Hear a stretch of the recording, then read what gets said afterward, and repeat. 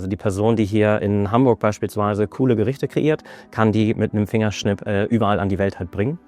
Ich bin Henrik Susimir, Gründer und CEO von Good Bites. Unsere Mission ist generell, dass wir frisches, gutes Essen eigentlich an jeden Ort zu jeder Zeit bringen wollen. Also überall dort, wo Menschen arbeiten, reisen, leben, und das machen wir eben mit Technologie und entwickeln Roboter, die frisches Essen in wenigen Minuten aus rohen, frischen Zutaten herstellen können, sodass man auch mitten in der Nacht ein gut gekochtes, frisches Essen bekommen kann. Auch als wir angefangen haben, war unsere größte Angst damals, dass uns Köche und Köchinnen eigentlich vom Hof jagen, weil sie halt denken, jetzt kommt jemand mit Technologie und verdrängt unseren Beruf. Und das komplette Gegenteil war eigentlich aber der Fall, weil jeder in der Branche verstanden hat, irgendwas Neues muss her, um diese Branche halt weitertreiben zu lassen. Ja, die Bereitschaft, Prozesse zu digitalisieren, ist bei unseren Kunden tatsächlich sehr unterschiedlich ausgeprägt. Wir haben ja auch sehr breite Spektrum an Kunden. Mein Name ist Katrin Willard, ich bin Geschäftsführerin bei Transgourmet Deutschland und bin verantwortlich für alles rund um den Foodservice. Wir bedienen sehr viele Kunden in der Gemeinschaftsverpflegung, da ist es ja schon seit Jahren, seit gang und gäbe, würde ich sagen, dass es immer digitaler wird. Wir haben die Individualgastronomie, da ist es wirklich von bis. Man hat absolut innovative First Mover, sag ich mal, die richtig gut digitalisiert sind und die uns auch fordern. Wir haben aber auch in der Individualgastronomie natürlich Kunden, die noch ganz analog unterwegs sind. Und die Systemgastronomie, das sehen wir ja schon seit Jahren, ist extrem gut aufgestellt und hat eigentlich den gesamten Prozess digitalisiert. Das ist eigentlich der Ansatz, dass wir die anstrengenden, sehr eintönigen und wiederholenden Aufgaben an die Systeme und an die Maschinen packen und quasi die Vorteile jeder Welt halt nutzen, also quasi Zuverlässigkeit, immer verfügbar, Qualität und wirklich auch Präzision, das können halt Maschinen sehr gut. Wiederum Individualisierung, Reaktion auf halt den individuellen Gast, die Kreativität, auch Weiterentwicklung von Konzepten, was eben Trends, saisonale oder regionale Ansprüche halt angeht, das belassen wir halt beim Menschen. Es braucht noch viele Lösungen und viel Erfahrung, um dahin zu kommen, weil es in der Anwendung noch nicht so ist, Plug and Play und los geht's. So einfach ist es noch nicht. Ja? Und so einfach ist auch, beziehungsweise die Infrastruktur ist auch noch nicht da. Die Zulieferung, die Zutaten, die Logistik, die Menschen, die damit umgehen können. Das entwickelt sich gerade. Mein Name ist Tim Plasse von den F&B Heroes, Beratungsunternehmen in Frankfurt, mittlerweile spezialisiert auf Robotic Gastronomie und helfen Leuten sozusagen, ihre Konzepte in die Robotik zu übersetzen. Die 3 größten Vorteile sind meiner Meinung nach einmal Prozesssicherheit und dann ist es vor allem Verfügbarkeit, permanent, also der Roboter kann 24/7 da sein. Und ich glaube, es ist eine neue Art von Qualität. Das darf man nicht vergessen, weil es halt doch immer dann gleichbleibend gut ist, nicht abhängig von Laune oder bin ich gut drauf oder nicht. Und das sind, glaube ich, 3 sehr wichtige Vorteile, die auch erfolgreiche Gastronomie immer ausmachen. Ja. Also für Betriebe ändert sich natürlich, wenn der gesamte Prozess automatisiert oder digitalisiert, vielleicht ein bisschen zukunftsfähiger gestaltet ist. Vor allen Dingen eins, ich glaube, Effizienz. Also es wird auf jeden Fall effizienter für den Betrieb. Und was man wirklich nicht vergessen darf, ein ganz wichtiger Punkt ist, es wird stressfreier für die Mitarbeitenden. Und es wird oft verwechselt, dass Innovation oder Technologie oder Robotik Mitarbeitende ersetzen, abbauen soll. Und genau das ist es eigentlich nicht. Die Menschen, die dann da sind, haben Zeit, sich mit den anderen Menschen auseinanderzusetzen und am Gast zu arbeiten. Und das ist total schön, weil aus meiner Sicht ist der beste Effekt eigentlich, wenn das gut organisiert ist und der Prozess digital richtig rund läuft, dass die Mitarbeitenden viel mehr Spaß haben und viel weniger Stress. Ich mag immer gerne den Vergleich, in den meisten Industrien ist eigentlich so das Operative wie das Herstellen von Produkten und das Design und die Entwicklung eigentlich sehr getrennt. Und in der klassischen Gastronomie ist es halt häufig immer noch um eine Person herum. So der Küchenchef, der entwickelt und entwirft, ist auch quasi die Arbeitskraft, die alles ausführt. Und das trennen wir eben durch Roboter. Das heißt, wir trennen es auch ortsunabhängig. Also die Person, die hier in Hamburg beispielsweise coole Gerichte kreiert, kann die mit einem Fingerschnipp überall an die Welt halt bringen. Und ein ganz cooles Beispiel dafür ist auch die US Army. Die hat beispielsweise eine Lebensmittellieferkette, die weltweit innerhalb von 24 Stunden verfügbar ist. Das heißt, solange man quasi auf diesen einzelnen Zutaten Rezepte entwirft, könnte man theoretisch in 24 Stunden exakt dieses Gericht mit genau dem Geschmack in die Antarktis bringen. Also wir gehen eigentlich 3 Dinge an. Das eine ist, dass quasi gutes Essen und gute Verpflegung oft nicht an dem Ort zu der Zeit ist, wo man es braucht, sondern man kennt dieses typische Fenster von so 12 bis vielleicht 13:30 Uhr. Das ist das, wo das klassische Kantinen-Catering sich darauf konzentriert.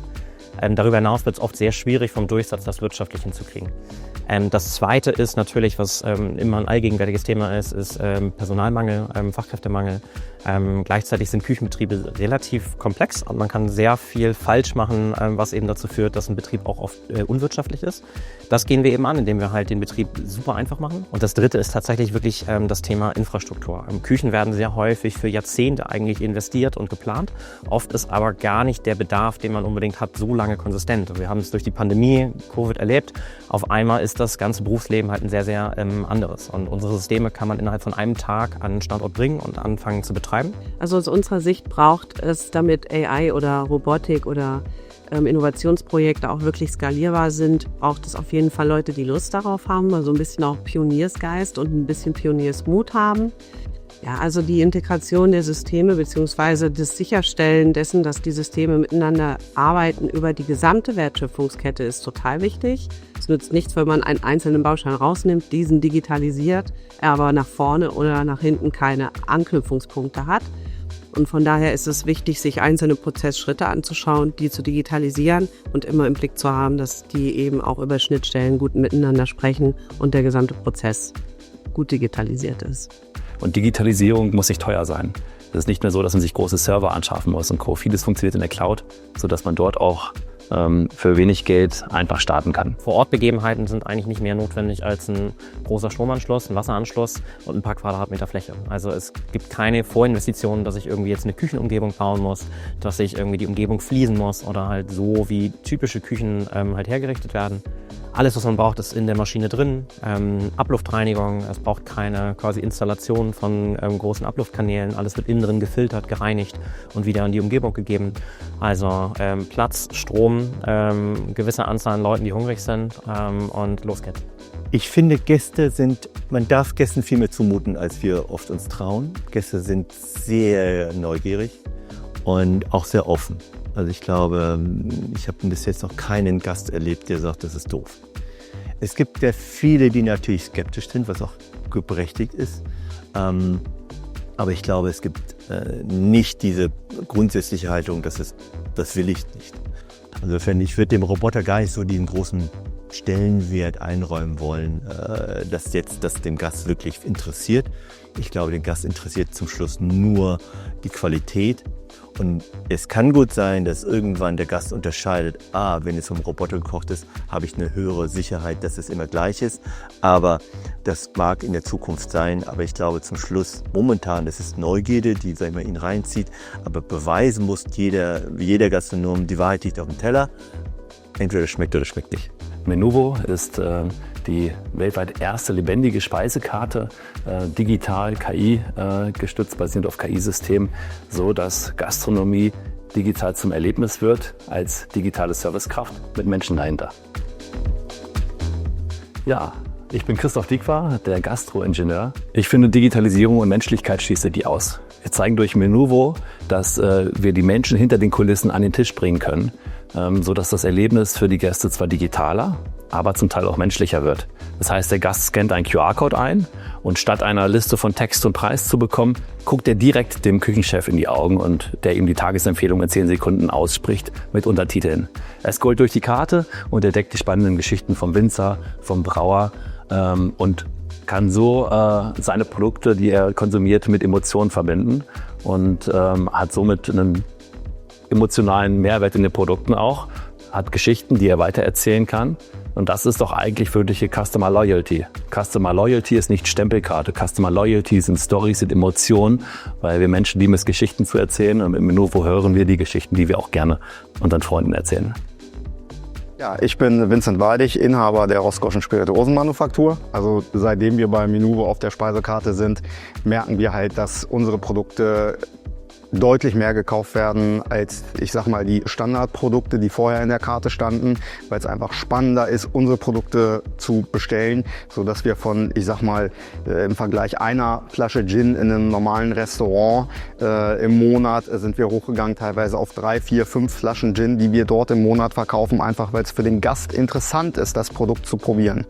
Langfristig, glaube ich, ist die Gastronomie natürlich der größte Markt, ja, weil natürlich da die meisten Anbindungen stattfinden kann. Das Einsatzgebiet von Robotik ist, glaube ich, überall dort, wo wir effiziente Versorgung brauchen. Und das wird auch, glaube ich, zukünftig nicht nur in den Kantinen oder in den Firmen sein, sondern auch in Stadtteilen, da wo wir leben. Ja. Ich denke, dass der Automatisierungsgrad in der Gastronomie gerade in den nächsten Jahren variabel sein wird. Wir werden Gastronomien sehen, die stark auf persönliche Prozesse legen, die preislich sich nach oben hin stark abgrenzen werden zu vielleicht der mittelständischen Gastronomie, die dann einen Automatisierungsgrad vielleicht von 40-50% erzielen wird, sodass dort Prozesse teilweise von Menschen durchgeführt werden, teilweise durch digitale Systeme. Ich behaupte mal, in 5 Jahren haben wir eine Kategorie, die nennt sich Robotik-Gastronomie, die sehr stark, glaube ich, im Alltagsversorgungsbereich sich positioniert, sowohl in der Gemeinschaftsverpflegung, aber auch in der Gastronomielandschaft. Und somit gibt es vielleicht eine neue Kategorie, Robotik-Gastronomie, die das erfüllt. Und dadurch ergibt sich sicher auch neue Arten von Geschäftsmodellen, die vorher noch gar nicht so möglich waren, in Bezug auf Franchise- oder Lizenzgeschäft, dass man sozusagen nicht nur eine Idee verkauft mit Brand, sondern auf einmal ein System. Also die Internorga ist für uns auf jeden Fall der richtige Ort, um diese Kundenreise zu zeigen. Für uns als Transgourmet ist es das erste Mal, dass wir auf der Internorga sind und wir haben das auch bewusst gewählt, dass wir eben nicht mit Food oder Ware da sind, sondern eben mit Tech-Themen und mit Digitalisierung. Wir freuen uns, dass es dafür extra jetzt eben auch so viel Raum gibt und das ist genau das, wo wir uns da eben auch sehen. Digitalisierung lebt von der Vernetzung. Ich möchte am Ende nicht viele verschiedene Insellösungen haben, sondern für mich als Gastronom die zu mir passenden Systeme kombinieren. Von daher ist es wichtig, dass bei der Internorga nicht nur ein KI-Anbieter sich platziert, sondern dass wir einfach auch in der Nähe der Open Stage, in dem KI-Bereich, viele KI-Startups und KI-Betriebe sehen, die teilweise Schnittstellen sogar zueinander haben. Aber im Endeffekt muss man es einmal erlebt haben. Und deswegen gehen wir natürlich auf eine Messe wie die Internorga, um da halt einfach möglichst viele Leute zu erreichen. Gerade in dem Verbund, wo wir jetzt halt auch stehen, sind wir eben nicht nur im klassischen Messe-Demonstrationsumfeld, sondern wir machen wirklich Catering. Wir wollen möglichst vielen Leuten halt Essen in die Hand geben zum Probieren. Und das ist eigentlich unser Hauptziel. Ja, also wenn Besucher, Kunden, Nicht-Kunden auf der Messe diese Reise durchlaufen, glaube ich, ist es wirklich schön, es einfach zu sehen und selbst zu erleben, damit Robotik weniger abstrakt ist. Denn letztendlich ist der Kochroboter nur ein anderes Mittel, um einen Kochprozess abzuleisten. Die Internorga ist die wichtigste Gastronomiemesse Europas. Dort kommt die Branche zusammen, dort lernen die Gastronomen Innovationen kennen und können es anfassen und ausprobieren. Und genau deswegen ist die Internorga der richtige Ort, the place to be für alle Gastronomen. Es ist eine unternehmerische Pflicht, daran zu arbeiten, besser werden zu wollen, weil ich glaube, nur Stillstand ist natürlich wie immer auch Rückschritt. Und dafür ist, glaube ich, die Internorga ideal, um sich inspirieren zu lassen und zu erleben und zu erfahren. Und ich glaube, das ist das Wichtigste. Auf dem Papier ist zwar geduldig oder im Video zu sehen, ist zwar schön, aber mit Leuten zu sprechen, selber zu erleben, anzufassen, zu probieren, ist was ganz anderes. Und das bedarf es auch, glaube ich, um zu verstehen oder vielleicht auch den Mut zu haben, dann auch Dinge zu verändern. Ne? Und ich glaube auch zu sehen, dass ganz viele vielleicht in einer ähnlichen Situation sind, oder auch ganz viele zu sehen, die sich trauen und dann sagen, ach, wenn die das machen, warum mache ich das nicht auch? Also ich glaube, es gibt nichts Besseres, als vor Ort sich Dinge anzuschauen und inspirieren zu lassen.